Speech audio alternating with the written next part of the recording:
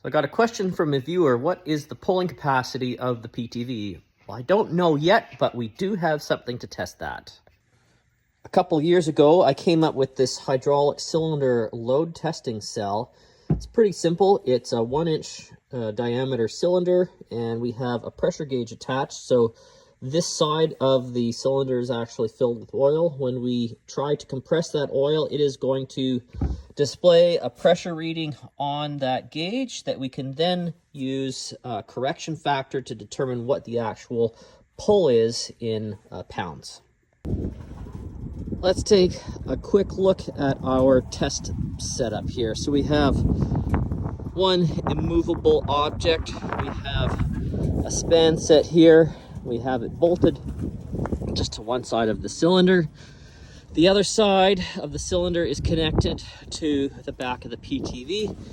We'll take a pressure reading here and then do a correction factor based on the surface area that we have inside of that cylinder, and that'll give us our pulling force in pounds.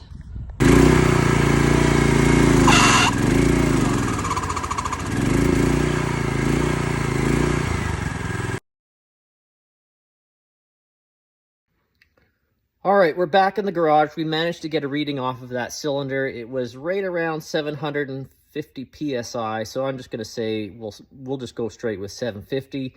And that's a 1.5-inch bore cylinder, but on the side that we're pulling against, we have to subtract the area that the cylinder rod occupies. So it's 1.5 inches. That would be 1.77 square inches of surface area. If we subtract the surface area that the rod occupies, that's 0.79 or 0.78, somewhere around there.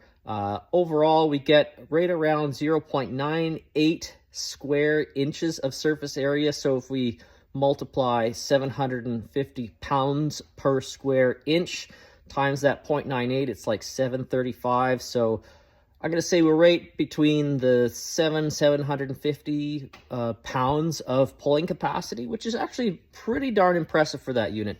I thought it would be a lot lower. I was thinking maybe 300 or 400 pounds, but I guess that gear final drive ratio that we changed there really changed things up a lot. So that's pretty good in my opinion. And there you go. That's how we can easily measure the pulling force of that track unit.